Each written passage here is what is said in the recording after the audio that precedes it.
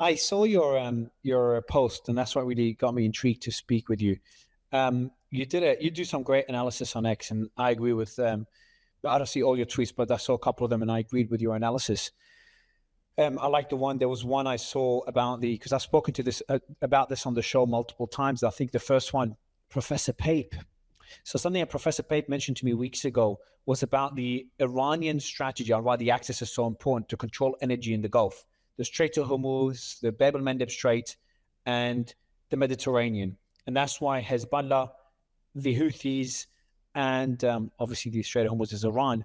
That's why, but these two not proxies, these two allies or proxies, whatever you want to call them, are so important for Iran as their strategy to control energy in the Gulf. Because Iran, everyone's talking about how the Gulf will build alternatives to the Strait of Hormuz. But so that's why Iran has a plan for that as well through their allies, the axis of resistance. And I saw you talk about it. I'm like, okay, interesting. And then I saw this tweet. If you can show it up on the screen, KK, and I'll just read it for the audience. And this is a perfectly timed tweet with the shaping operation that we're seeing right now unfold. It says the following: so you want to put boots on the ground in Iran? Give them what for? Finish the job. Let's start with baby steps. Kharg Island is 600 kilometers past the Strait of Hormuz, and it's the size of Iwo Jima. There it is. That's a tweet. It's the size of Iwo Jima. Qeshm Island is bigger than Okinawa. Both are in artillery, drone, and missile range of Iran. During World War II, we pounded Iwo Jima with battleships for weeks before landing 70,000 Marines. 19,000 were WIA. What does that stand for? Wounded in action. Wounded in action, and 7,000 were killed in action. It took a month to wipe out Japanese resistance. In 1945, we landed 180,000 Marines and soldiers on Okinawa. It took 3 months to subdue Japanese resistance. Jesus. The US suffered more than 30,000 wounded and 12,000 killed.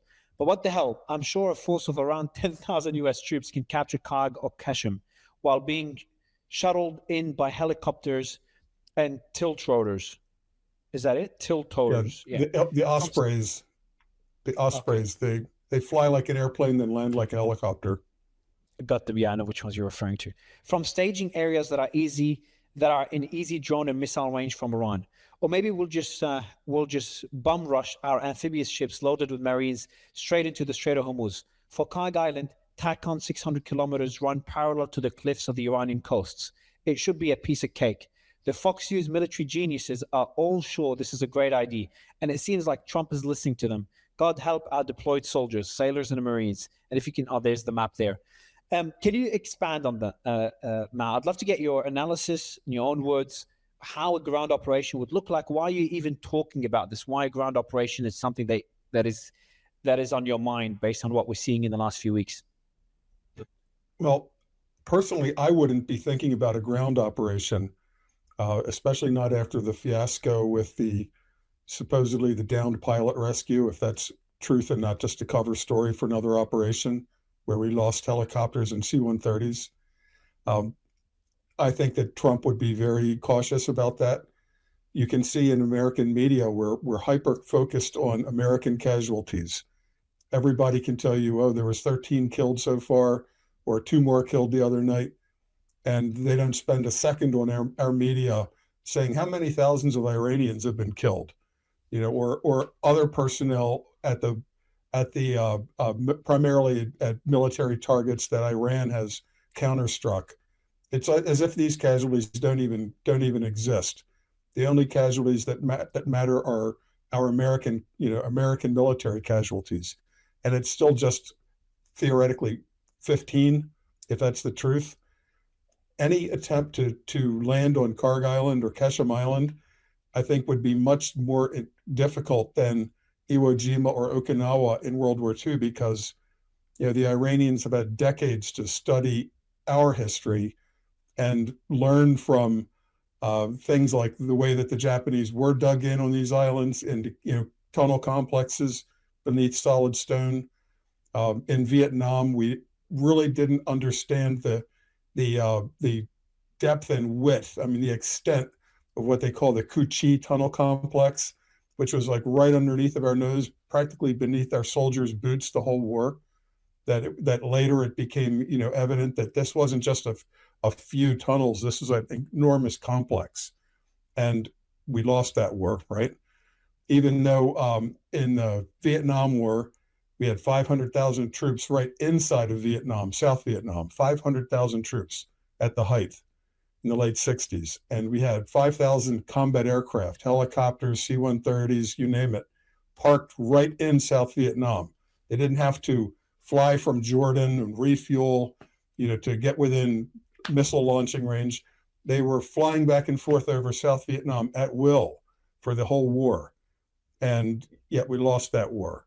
Yeah, and the two examples from that map meme, Iwo Jima, which is the size of Kharg Island, that's the famous site of the battle that the Marines won. That's the flag raising ceremony, which is an iconic image of the Marines in the Second World War. We had battleships surrounding Iwo Jima and Okinawa, from destroyers, cruisers, battleships, aircraft carriers. There were no Japanese reinforcements coming. There were no Japanese drones or missiles. For Okinawa, they did have kamikazes, which were a very big threat. That's like a human-powered cruise missile in today's terms. But it was never going to stop these invasions. It was very costly. We lost a lot of ships in the Battle of Okinawa, but we never were going to be, put off from winning that battle. And this is but Truman is often credited with the decision to drop the atom bombs on Hiroshima and Nagasaki, with the fact that after the Battle of Okinawa, generals estimated that we could lose, 500,000 or 1 million American troops invading the Japanese home islands, because then they would be able to reinforce internally. It wouldn't be an isolated island cut off from any reinforcement. If there were kamikaze planes or boats, even then they had the concept of the kamikaze boat, which is similar to a drone boat today. They would just be taking off and landing on Americans in minutes, because they would be flying out of hidden airstrips or hangars or boats out of cliffside ports, and they could attack our ships instantly. This is more comparable to what we would face if we were to attack the coast of Iran or Kharg or Qeshm, because the Iranians are dug into hundreds of kilometers of cliff that ring the entire Persian Gulf, and the Strait of Hormuz. And they've studied us. They know what our weaknesses are. They never, when Trump brags about sinking their Navy or destroying their Air Force, they were never serious players. They were never meant to take on our Navy. And in that context, the Iranian Navy is more comparable to a Coast Guard, what it was before the war. It was something that would be applied if there were disputes between Gulf states or somebody's impinging in their fishing areas. But it was never a Navy that was going to, block the U.S. Navy from entering. But what's blocked the U.S. Navy from entering is the geography and the Iranian planning. Since the February 28th sneak attack, there have been no U.S. Navy warships in the Persian Gulf. People still refer to Bahrain as being the headquarters of the Fifth Fleet, but it's gone. The headquarters buildings are destroyed. The staff of the Fifth Fleet are either ashore back in America, in Florida or in Norfolk, or they're out on ships in the Indian Ocean. There is no more American naval presence per se in the Persian Gulf at all. The only American presence now has to fly in on aircraft, very quickly unload, and hope to accomplish some mission, like the setting up missile batteries in Kuwait, before they're discovered and hit by the Iranians. So this is going to be, in many respects, much worse than Vietnam or the Pacific battles of World War II, because we're going right up against the landmass of Iran. 92 million people. One of the main things I think that I try to convey on Twitter and in Substacks and things like that where I can, Americans really have no sense of scale or proportion or history when we're talking about these subjects. it's almost like a joke. They do these man on the street interviews. Americans can't tell you what century the Civil War happened in, who we fought in the Revolutionary War. They literally can't. Our education system is so bad, it doesn't focus on real history. So this makes the American population very subject to manipulation and blackmail because they really don't know what's real. They don't know it.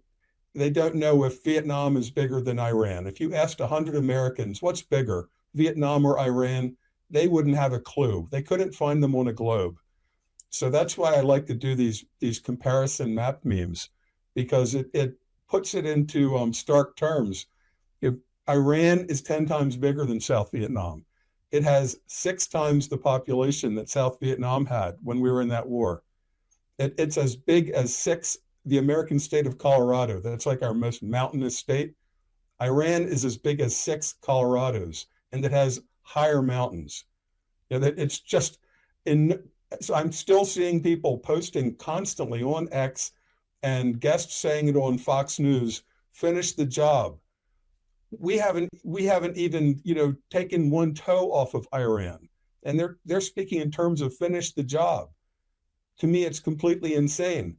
And we have prominent generals like former generals Kellogg and Keane that have Trump's ear because supposedly he listens to Fox News all the time. And they're still speaking very positively about just taking Qeshm or Kharg Island or seizing part of the Iranian coast along the Strait of Hormuz. They have no sense of the fact that just the coast around the Strait of Hormuz is bigger than South Vietnam, and that the Iranians don't just have close range missiles; they have very long range missiles that can hit any part of the Gulf from any part of Iran. It's not like you could even push 100 kilometers into Iran and win the war. You'd still have 600 kilometers to go with another 80 million Iranians. It's just absolutely insane to be talking about a total war against Iran. We just don't have the military force for it. And the idea that the Americans will rally to the cause if we just have some more casualties, that's one of the theories. Well, we'll have a land battle, we'll lose a lot of troops, and then Americans will rally to the cause. I think that's exactly opposite. I think Americans are already very sick of this war. First of all, it's not a war we can be proud of because it's not a war of defense. It's a war we started. The Strait of Hormuz was wide open for the entire history of the modern petrochemical tanker shipping. That to before World War II, the Strait of Hormuz has been open. It was open during Desert Storm. It was open during Operation Iraqi Freedom. It was always open until we attacked Iran on February 28th. So this isn't a war that American veterans can be proud of. You can't be proud of a war. You start with sneak attacks. If you look at the attacks that we've seen in the last few days, if you show that map, please, KK, does that look like a shaping operation to you? These are what's being targeted in Iran. We've seen those bridges being targeted in Bandar Abbas. These are on the left, the U.S. forces struck transportation and communications infrastructure around Bandar Abbas to disrupt supply routes to Iran's principal military and commercial hub on the Strait of Hormuz. U.S. forces struck several bridges and routes connecting Bandar Abbas to Bandar Kamir and Lar. The strikes closed key highways that Iran uses to transport materials to naval facilities in Bandar Abbas. CENTCOM also struck the Radio and Communications Regulatory Authority's office in Bandar Abbas on July 16th. This map is from 2 days ago, or yesterday, I think, 2 days ago. Does that look like a shaping operation? From a military perspective, what is the likelihood that we will see boots on the ground? I would like to think that in a rational world, it's close to 0% because there are intelligent colonels and generals that understand all of the history that you and I understand and know what would happen if we drop a few thousand Marines or soldiers into any part of Iran. that map of those to me are like pinprick attacks. A bridge to prevent Iranian troops from reinforcing in 2026 is like a ridiculous concept. It's like applying a concept from another century. Today, any convoy of trucks bringing troops or materiel south on those highways towards, say, Kharg Island or Qeshm Island would be under attack from the air immediately. It's foolish.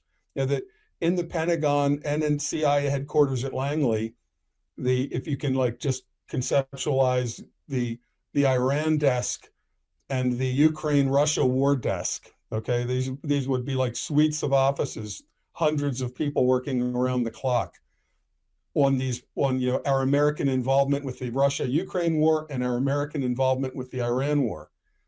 It's not as if these two are in isolation. They're in constant communication and coordination. The people that would be planning a land invasion of Iran are not cocooned from the reality of the Russia-Ukraine war. They know that what happened with for example, the big offensives by Ukraine, like the attack into Kursk last year, or other attacks in Donbass, they're cut off and annihilated. That this is just not possible in the drone warfare era. This is like thinking in terms of horse cavalry charges, and you're preparing for World War I, and your enemy has trenches and machine guns, and you would still be seriously considering a horse cavalry attack across no man's land.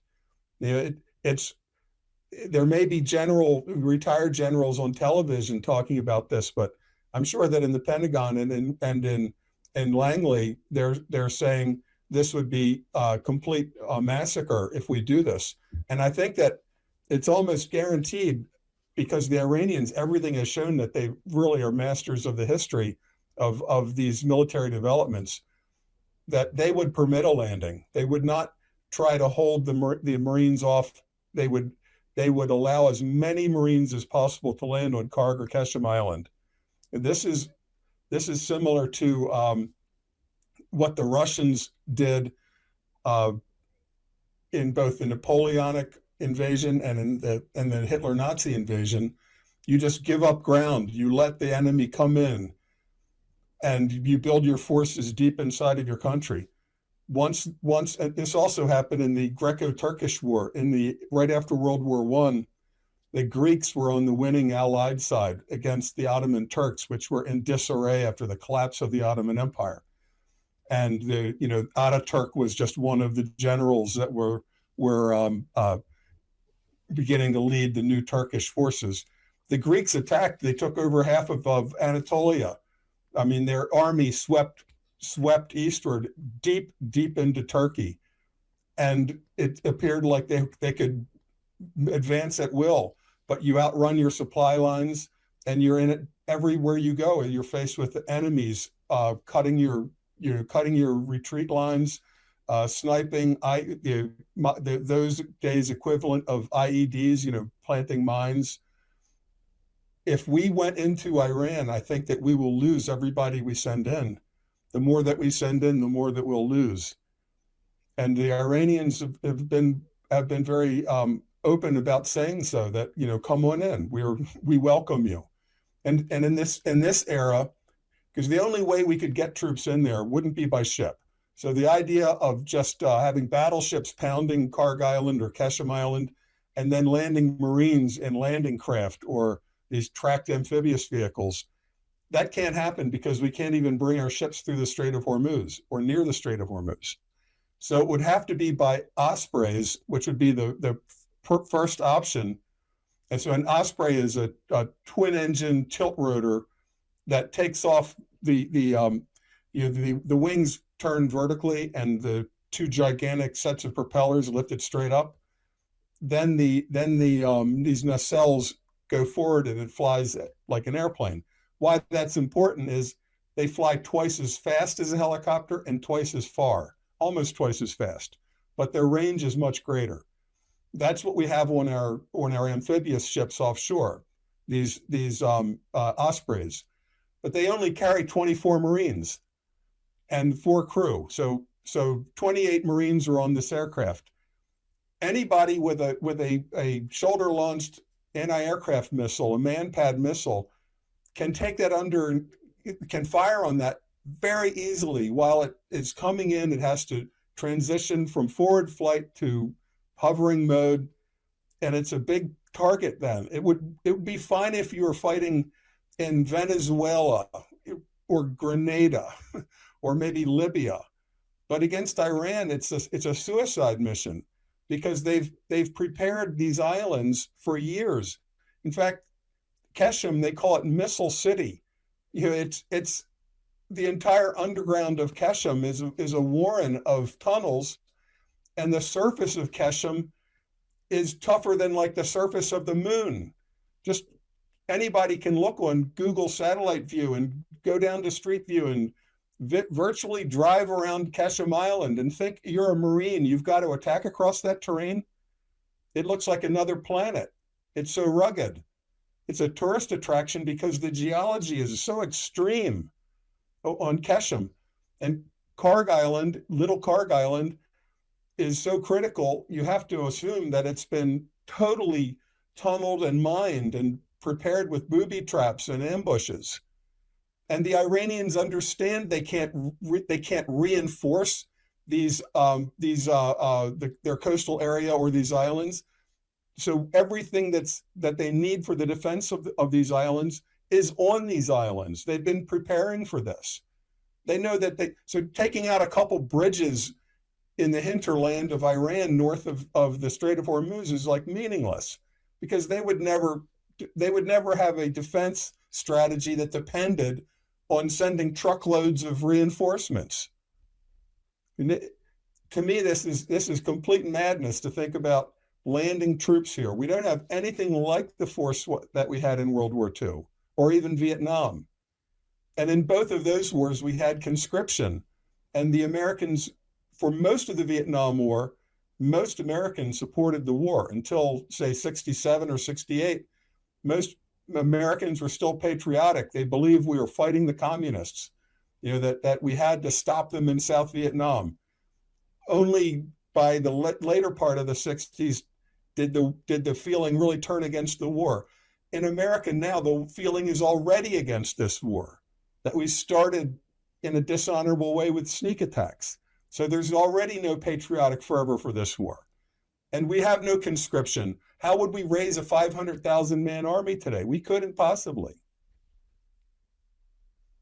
By the way, it just came in news now. The Turks have said that if the Kurds attack Iran, they enter Iran, Turkey may provide, or they will provide, air support to Iran if Kurdish forces enter the country. That's probably why Israeli officials say this is what Trump was referring to when he claimed that Turkey has been on the verge of becoming involved in the war. There was a plan for the Kurds to enter Iran, but Turkey, we've heard rumors about this before, Turkey played a role in preventing this. And this is still relevant now. Well, this just came out now, but this is still relevant because the Kurds are getting pounded on a daily basis, which makes me worried that there could be some sort of ground operation being discussed. And there could be, the Iranians today, they put out a statement saying that they expect, let me see the exact statement actually, because it's an important one. I don't want to paraphrase it. So a member of parliament, he said that they expect an attack to seize the Strait of Hormuz, the islands there, I assume, before launching a ground offensive against Iran from the east, the west, and the south. Now, obviously, that wouldn't be all American troops, because you've made the very logical point, and that there's not enough troops to be able to conduct such an operation. So the question is, who else could enter from the east and the west? The Kurds don't have enough capabilities to be able to enter Iran, and now the Turks have threatened to get involved. What would let's say a ground operation from the east would be the Baluchis from Pakistan, presumably, and from the west would be the Kurds, which are between Turkey and Iran. The Turks already hate the Kurdish MEK, communist terrorist forces as they see them.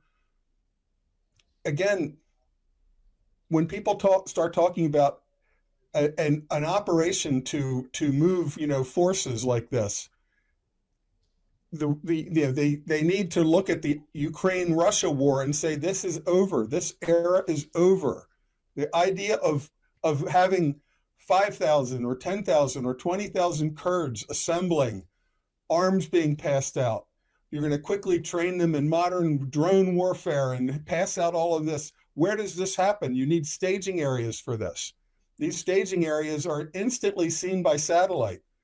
The Russians and the Chinese give this information to the Iranian liaisons in real time. They have Russia and China and Iran all in the same control room watching the same images in real time. So as soon as there is 1,000 Kurds somewhere with the arms being passed out, a missile will strike them. So this is not Desert Storm or the Iraq War. In Desert Storm, we spent up to 6 months unloading ships in Port of Jubail and other ports in Saudi Arabia, just ship after ship, unloading tanks, artillery, troops. The air bases were just constantly flowing in with American forces, and nobody could touch them until we were ready to attack Kuwait, and then in the next war to attack Iraq from Kuwait. Those days are over. But what doesn't change is leaders want to hear what they want to be assured that their harebrained schemes are realistic, that there will always be a general saying, sure, we can still do that because we have such technological superiority that drones can't touch us. We have a new discombobulator machine that can knock all the drones out of the air. That there's some magic formula because of our superior American technology that we can ignore the lessons of the Ukraine-Russia war. They won't apply to us. And a constant formula that we've seen in Iraq, in Afghanistan, you can buy the loyalty of these tribal leaders all the way up to the head of the Emirates.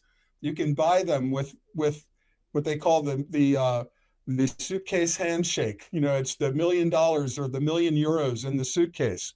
So you can, or it's just funds transferred into somebody's Swiss account. The guys who lead these nations, most of them have Gulfstream jets. They have villas in other countries. If things really get hot, they'll flee like the King of Egypt did. I forget his name. When Nasser came in, the royals just take off. They've already got a villa somewhere in Switzerland or in Italy.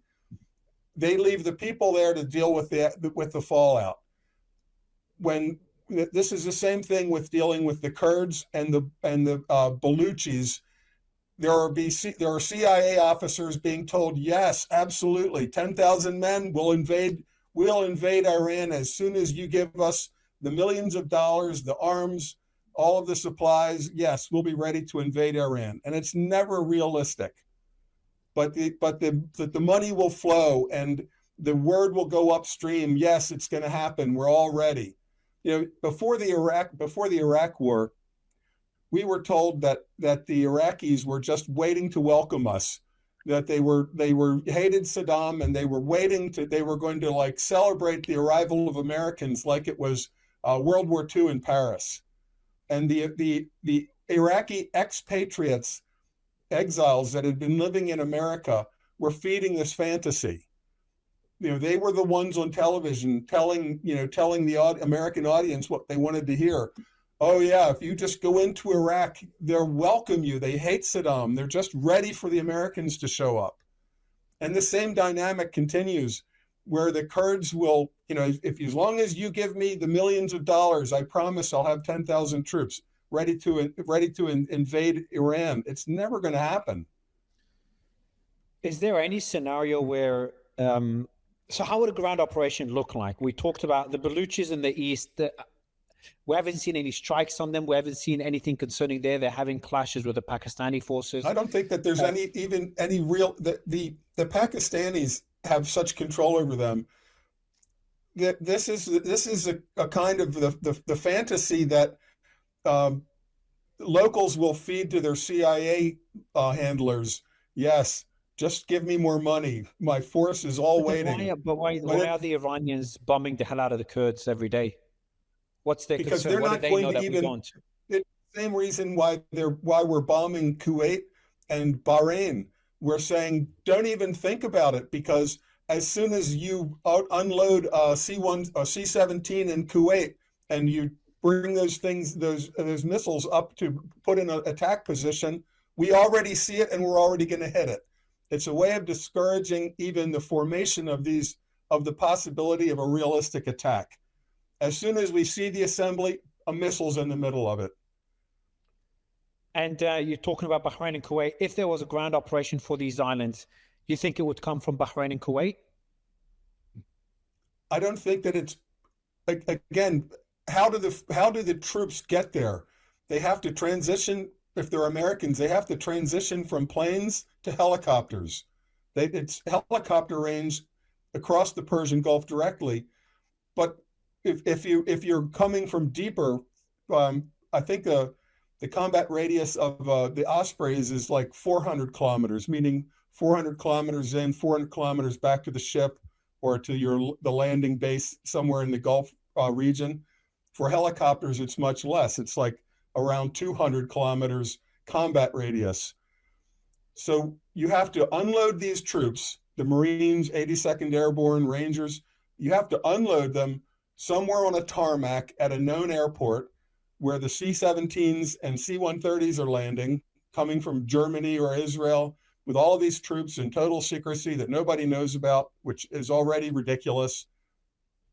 Then they've got to form up, coming from an aircraft where there's, hundreds of troops to, say, 150 troops, depending on the transport aircraft.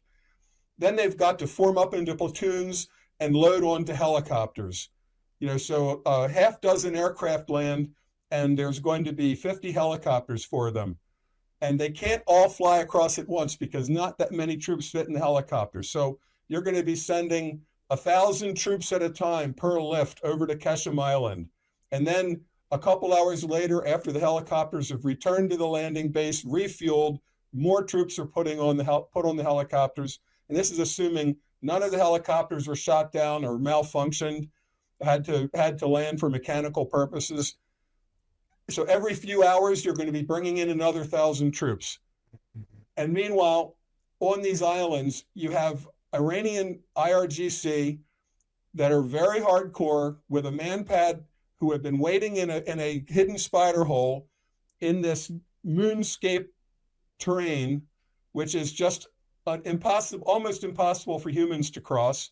But below ground is connected with tunnels where they have hatches and ports that a human can pop out of. Here comes a helicopter, here comes an Osprey. A human can pop out, fire a manpad at it. We're going to lose entire aircraft, helicopters and Ospreys, full of troops if we try this. If we try to land, where do you think they'll be trying to land? Where exactly? Well, in Qeshm is bigger than Okinawa, which took 3 months that we showed at the beginning. And on the eastern side of Qeshm, there's a port. And you could just say, well, we're only going to take the city and the port area and then just set up some kind of a perimeter. But then we'll be depending on an air umbrella that's extending very deep into Iran, because to support these troops, no matter, even if they're in a small sliver of Qeshm Island, it doesn't matter if they're in a sliver of Qeshm Island or they've taken all of Kharg Island or Hormuz Island or Larak Island or one of these other islands. Once you've got the Marines ashore, you're going to have an air bridge to support them, to bring out casualties, to bring in food and water and bullets and everything else. So you're going to have an air bridge of helicopters and Ospreys. Then you're going to have a huge amount of F-16s and F-18s and A-10s flying combat patrols around to suppress any kind of attacks against them. And like I said, all it takes is one soldier with one manpad hiding in one tunnel complex. You're never going to get them all. And just for a reference, in the Battle of Iwo Jima in 1944, the Navy assured the Marines that they would face very little resistance because battleships with 16-inch guns had been firing 2,000-pound shells at this island for weeks. And the Marine generals were told, don't worry about it.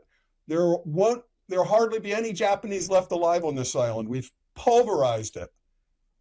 And when the Americans landed, they found out that wasn't true. It took a month.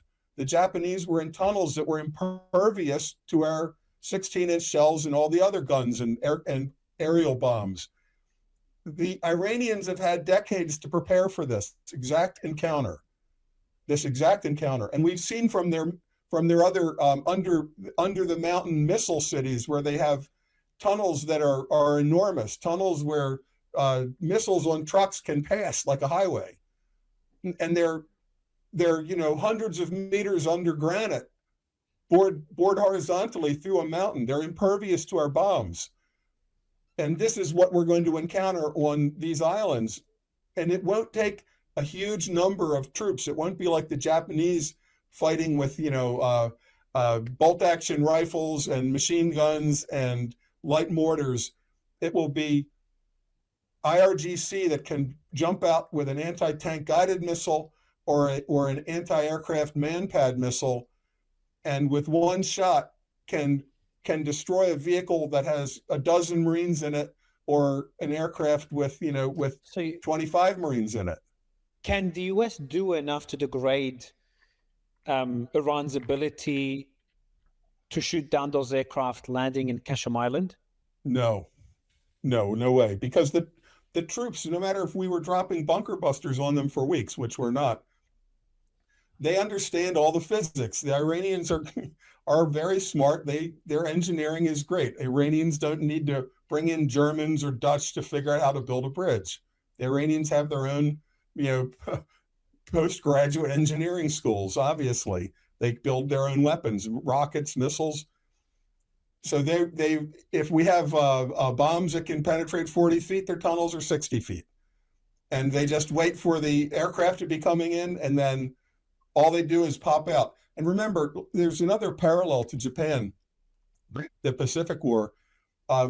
Those Japanese soldiers were extremely motivated. They were patriotic, and you can call it brainwashed or whatever you want. But if the emperor said fight to the last man, they would fight to the last man, period. Their version of martyrdom was, I guess you can call it ancestor worship, that I'm like part of a continuous stream of Japanese history. And the Iranian Revolutionary Guards, it's an honor to die for your country, right? I mean, General Soleiman, his picture is up everywhere. I mean, as a martyr.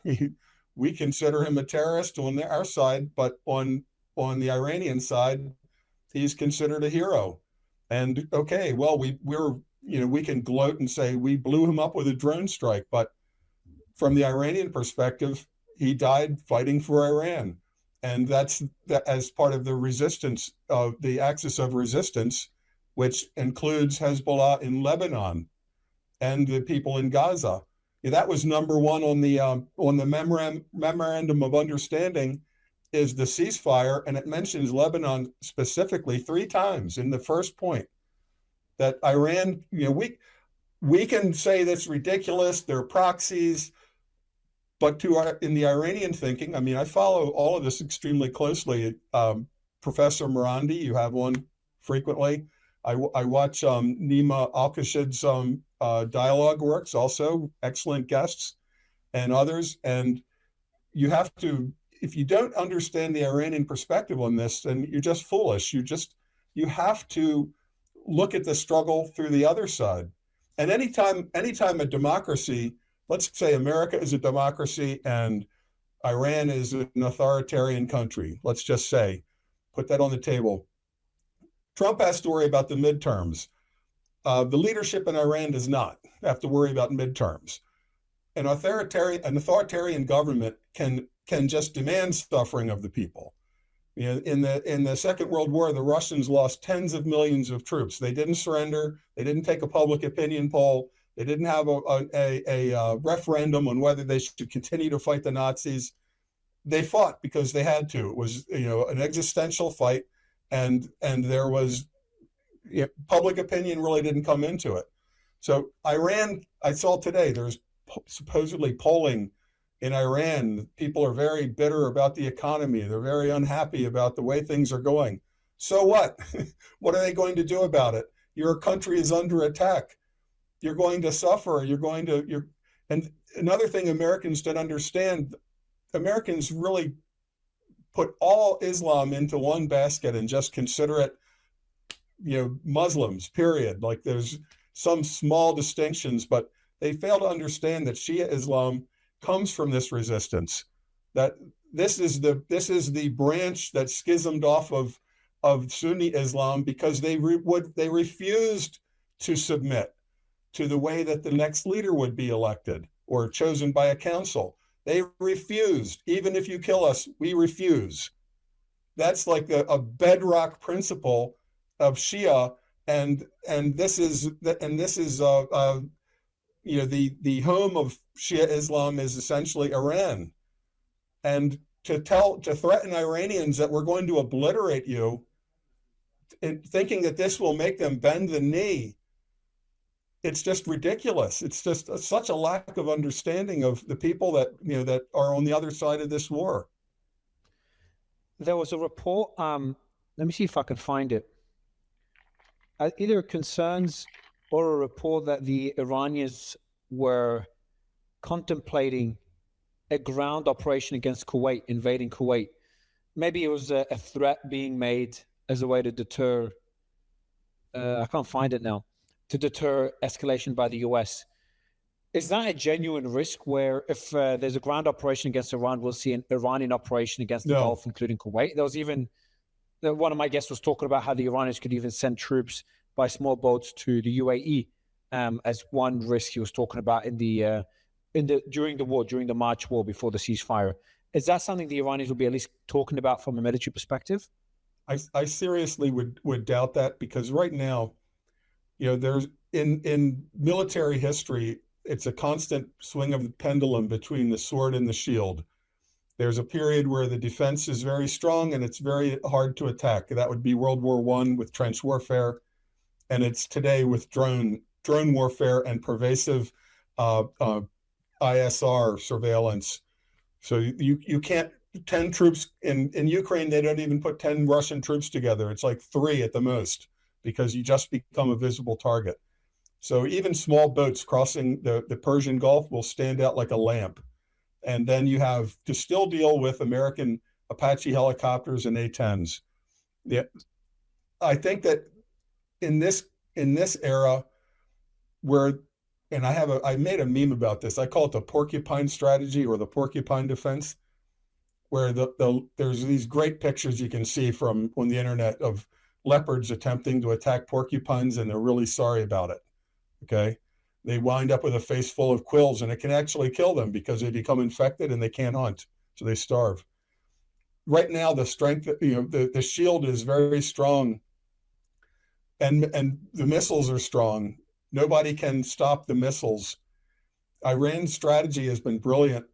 They've been blinding the American early warning radar, beginning even in the last 12-day war, and progressively taking out all of these early warning radars, which are critical for defending deeper targets, like say in Israel, because the Patriot and THAAD missiles, they don't scan the entire sky just waiting to see an enemy missile coming in. They're informed before the missile is even at the apogee of its flight. They're informed of the track by these early warning radars that were along the Gulf states. So by the time that the missile is approaching Israel, the Patriot is not scanning the entire sky, but it's locked in on a few degrees, ready to very quickly encounter and fire at that incoming missile. All of these early warning radars, and these are huge. These are the size of the house, these radars, underneath of a dome. And just as critical as the radars are these giant satellite uplinks, which are like a huge satellite dish, which can take all of this data, this enormous amount of data, and feed it up to satellites, where we have satellites. It's almost like a military Starlink system, where each satellite will be overhead for a half hour or an hour, and then the data stream is switched from one to the next. But all that data from the early warning radar is fed up to the satellites, then fed down to Israel, to Americans or Israelis, Well, if you take out those satellite uplinks and you take out the early warning radar, now if Iran goes back to missile warfare against Israel, they're going to have much greater success. And we've seen these refueling air tankers are being pushed out of the closer countries because that's why we've been attacking some of the Gulf states. We're attacking these airfields, which are critical for us. We have to bring everything in, fly everything in, and that when that happens, it's seen, and then those are struck with drones and short range missiles. So the critical asset in this war now turns out to be these aerial refuelers, these large aircraft that refuel the fighters so that the fighters can take off from Israel, refuel over Jordan or Iraq, and then have the range to get near Iran to launch a standoff missile.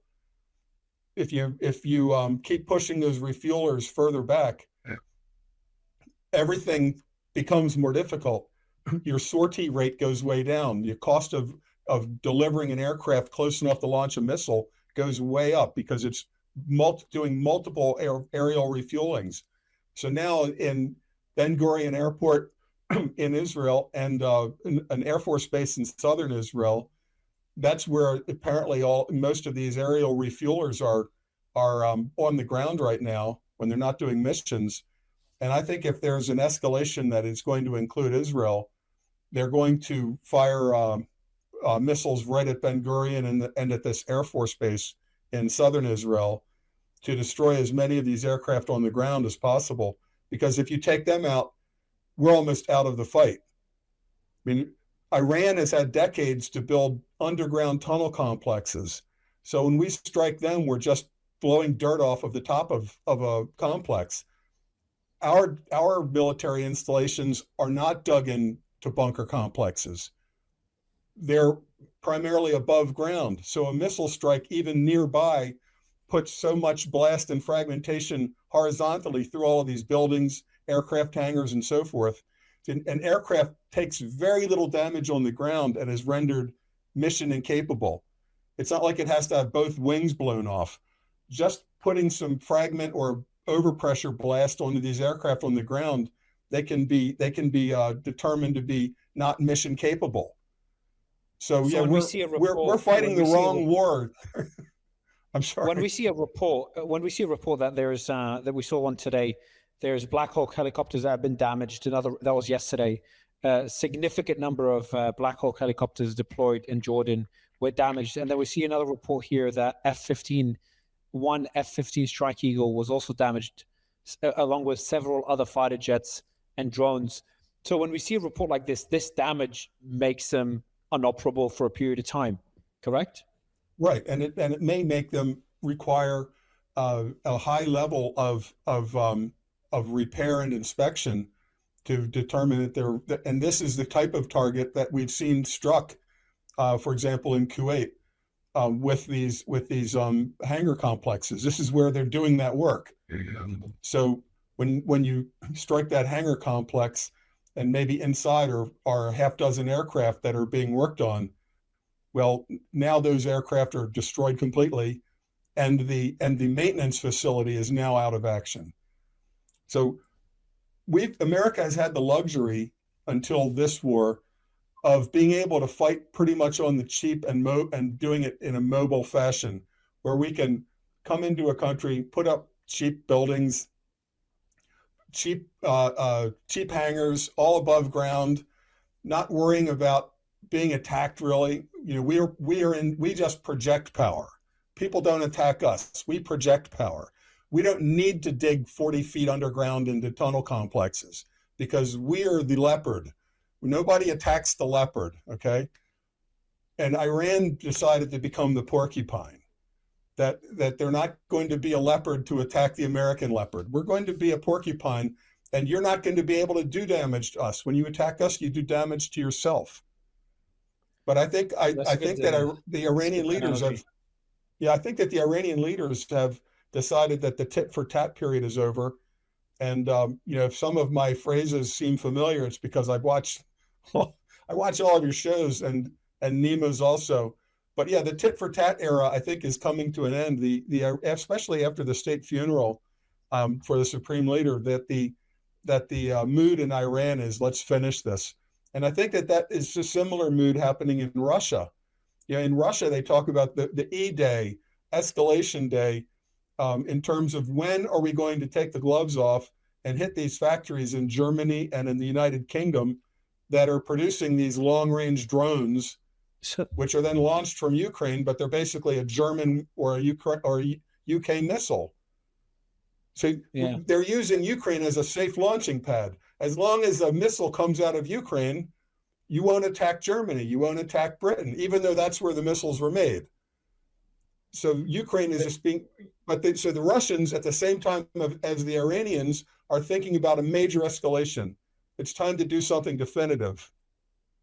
There's two reports that came in while you're speaking. Israeli Channel 13, Trump has sent a message to the Gulf states stating that if a ceasefire is not reached this week, they must prepare for an escalation. So that came in a few minutes ago. Then Khan News reported, Israeli news as well. So both these are Israeli outlets. The US informed Israel that it intends to escalate its strikes against Iran in the coming days, according to two security officials, one Israeli and one American. As part of the ongoing strategic dialogue between Israel and the US officials, officials discussed the possibility that Iran could decide to, quote, break all the rules and launch attacks against Israel and a move that would likely trigger an Israeli military response against Iran. Despite this scenario, at this stage, US wants to keep Israel out of the current cycle of escalation. So two reports that came out in the last 10 minutes, both from Israeli news outlets, that the escalation is looking more and more likely. And we're seeing the military buildup in the region as well. We've seen the refueling aircraft. About the US plans to station 100 aerial refueling tankers across Israel. Dozens of tankers arrived over the weekend. There's also an image here of tankers that were, see if I can find it, on the Jordanian borders, not far from the strike today. So that was a strike today. Did you see the one on the Jordanian border with Israel? And that seemed, a lot of people in Israel saw that as a warning to Israel about the refueling. Well, there's the port of Aqaba, and there are also air bases in the eastern part of Jordan that we've been using. But the port of Aqaba we have also been using to bring in material. It's very expensive to bring in heavy material by aircraft, obviously. So if you can bring some ships into port like Aqaba, which is next to the Israeli port, right there at the top of the Gulf of Aqaba, that connects to the Red Sea. It's like the back door to the Suez Canal. So they've hit that port of Aqaba, and they've also hit Jordanian air bases that Americans are using for tactical combat aircraft. But if this escalates, I'm sorry. Yeah, I was going to tell you, this video here is posted by Hadashah. The caption is, dozens of refuelers have arrived in Israel. But this video, it appears to be an impact in the distance. There's an impact in the distance of it. So the video was filmed in the Ilan and Asfan Ramon International Airport, southern Israel, which is only 8 miles northwest of the King Hussein Airport in Jordan, which came under attack a few hours ago this morning. A dozen U.S. refueling aircraft are stationed at the Ramon International Airport. So that's why a lot of people are talking about these strikes in Jordan at the King Hussein Airport could be a warning for the refueling aircraft in Israel. The Iranian missiles that have, it's discussed differently. I watched Ted Postal. Mostly he's the main expert on missile technology, Professor Ted Postal from MIT. But they have some type of submunition missiles that fragment into multiple reentry warheads instead of one big high explosive warhead. And this would be ideal for striking aircraft on the ground, that are fairly dispersed, but they're thin-skinned targets. They don't have any protection. They're not behind concrete walls when they're assembled like that. So I think that if there's an escalation, and it's very parallel to what's going on in Russia with the frustration of Russians over the fact that these long-range drones that are striking deep into Russia, they're the size of aircraft, and other missiles are being produced in Germany, shipped to Ukraine, and then using Ukraine as like a safe launching point. That Britain and Germany can just say, don't look at us. We just sent the missiles to Ukraine and we're launching them from Ukraine, but you can only strike back against Ukraine. Well, when you were saying about the Israel should be prepared for an escalation, I think that the escalation is going to be to strike these refueling aircraft. If the refueling aircraft, a significant portion of them, are destroyed on the ground by preemptive, and we've seen that the Iranians are willing to do preemptive strikes, not just tit for tat. When they hit I've seen them described, I'm not sure, the reporters are usually wrong, as an American ATACMS or HIMARS system being set up on the Kuwait border near Iran was struck before they even launched. So they're spotted and they're struck. So that's preemptive in that sense. Even we're in a war, so nothing is really preemptive. But if all these refueling aircraft, if half of them are taken out, America's force projection in the region is done. It's finished. It's finished. And to think that we're going to escalate this and Iran won't respond, they've been very clear about what they'll do. You know, there's a saying in English, people who live in glass houses shouldn't go around throwing stones. If you have Gulf countries that, like Bahrain is like 100% on desalinated water, 100%. And I think Saudi Arabia is like 70%. But Iran is only like less than 5%. It's just coastal regions. The people in the coastal region could be brought inland to where there are reservoirs. Whereas in Bahrain, there's no alternative. If this goes into a full shootout slugfest in the Gulf region, then you can destroy 60 years, 50, 60 years worth of infrastructure building in a matter of weeks. And then you can't rebuild it in a year or two. If something took 50 years during peacetime, when one country, one project at a time can bring in these gigantic, enormous multinational, international construction companies, bring things in by ship into the Persian Gulf from Germany, from Holland, from China, and build up an infrastructure over many decades. If it's destroyed in a few months, you can't rebuild it in a few months. You can't rebuild it in a few years. And the population of the Gulf states, where will they go? There won't be enough aircraft to evacuate them. Will they be in buses? Will Egypt send buses to Bahrain and the Emirates because they have no water? You can't survive without water for a very short time. It'll be worse than, say, an African refugee crisis because the transportation won't exist to get these people out. Yeah, I mean, it's an absolute fiasco. Exactly. This is why I keep saying, like, I tweeted again this morning, like, I just don't find it. If it's pragmatism that's leading decision making right now, this war's going to end any day. Because there's Brandon Weichert's one of my other go-to, compadres, kind of thinking the same way. Rationality is out the window. Rationality would not have led to this February 28th sneak attack. We're not in the realm of rational. Yeah. So I take nothing off the table. As we're speaking right now, at the beginning of our conversation, there was a limited strike on the West Jordanian-Iranian border in Iran. I forgot the city's name. And now, as we're wrapping up, there's alerts in Kuwait. So, Matt, I really enjoyed our conversation. I'd love to do this again soon. You're just full of knowledge. You're so full of that information. I'd love to keep getting it out of you as this continues to evolve. I've got many more questions. So would love to book another time soon. It's a pleasure to meet you. And I don't know how people check out your Twitter. I heard you say earlier you barely go out right now. You're just in front of the camera all day long. And I go to your YouTube channel and I click live and I look for the upcomings and I never catch up. It's a lot. Well, there's explosions in Kuwait now. I don't think there'll be any infrastructure struck there because yesterday, after the Iranian threat to strike the UAE ports and airports, as well as escalate strikes on the infrastructure, the Americans did not strike, from the information I have, any bridges or infrastructure in Iran, which is a positive sign. But Matt, absolute pleasure. Really appreciate it. And I'll speak to you again soon. Thank you.